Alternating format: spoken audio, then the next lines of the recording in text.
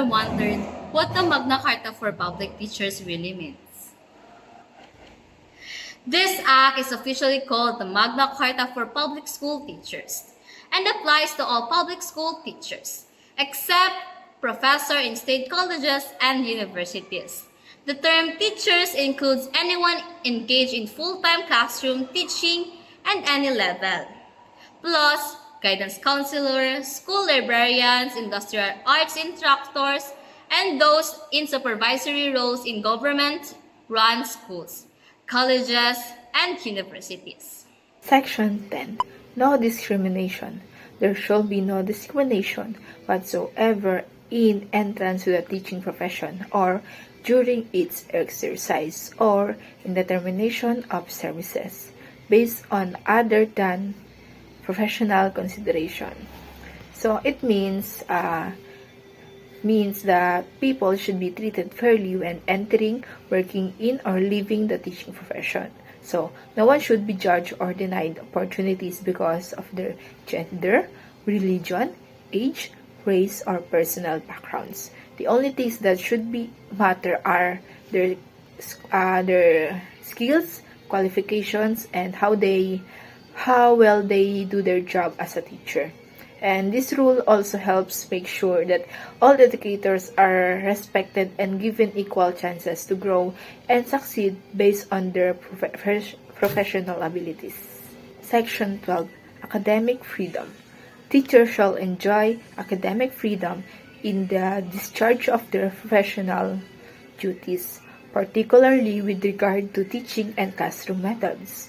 So, this means that all teachers have the right to choose how they teach and manage their classrooms, as long as it helps to students to learn and follow school rules. This freedom also allows teachers to use different methods, materials, and styles that they believe are best for their students.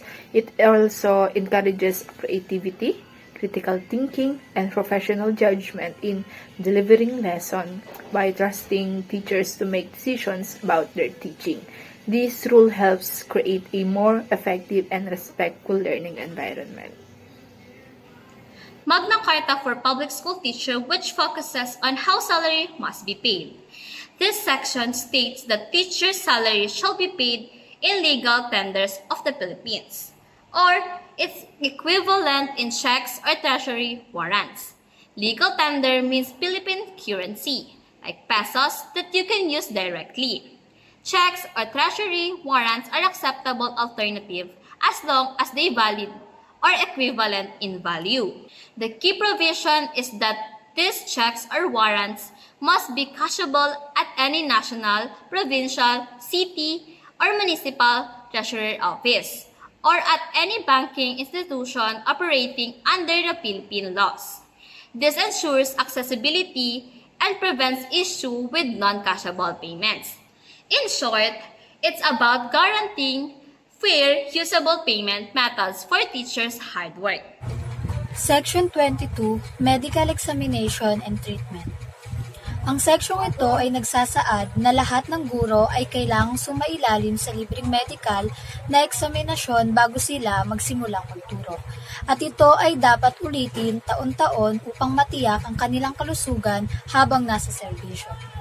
Kung sa pagsusuri ay lumabas na kailangan ng gamot o pagpapaospital, ang gobyerno o ang ahensyo na nagbabayad ng kanilang sahod ang siyang sasagot sa lahat ng kanilang gastusin.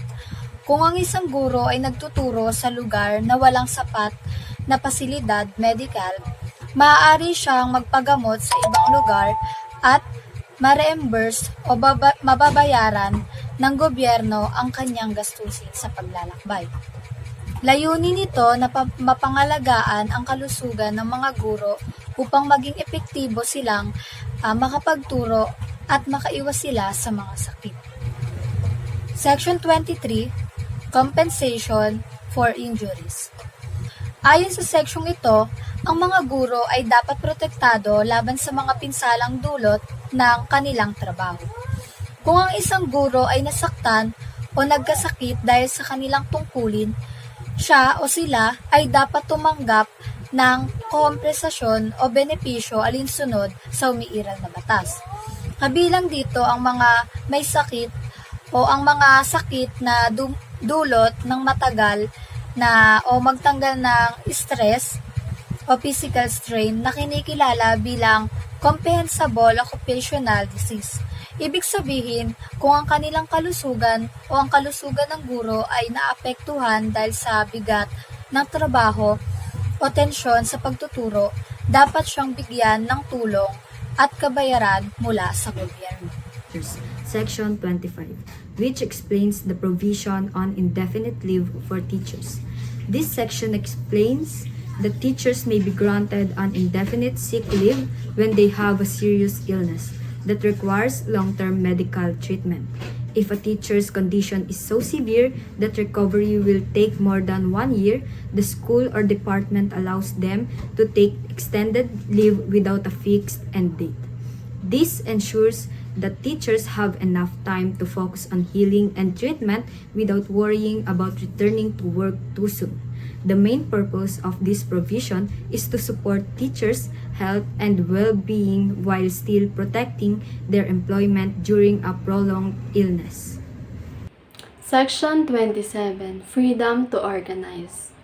This section gives the public school teacher the right to form and join organizations of their choice, whether it's at the local level and national level. So it means that they do not need prior approval from the government or the school management for them to join and form such organization. The purpose of this section is for them to allow further and defend their interest, meaning professional interest, welfare, and or maybe collective concerns. Section 28, which focuses on prohibiting discrimination against teachers. Section 28 protects teachers from any form of discrimination, especially related to the right to join or participate in organizations. It states that no one should interfere with or pressure teachers regarding their membership in professional or teacher organizations. This section makes it illegal to force a teacher to avoid joining a group or to resign from one. It also prohibits dismissing, punishing, or treating a teacher unfairly because they are part of an organization or participate in its activities, whether outside school hours or with proper permission during school hours. Additionally, teachers cannot be penalized for performing responsibilities connected to their organizational rules. Overall, the section ensures that teachers can freely exercise their rights without fear of losing their job or being mistreated. Article 30, Rules and Regulations. This article tasks the Department of Education with drafting, implementing rules and regulations for the Act.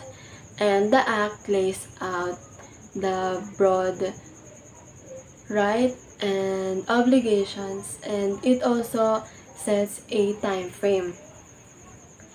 Once rules are issued, they take effect 30 days after they are published in a newspaper of general circulation and by other means the Secretary deems reasonable. This ensures notice to stakeholders such as teachers, administrators, and so on.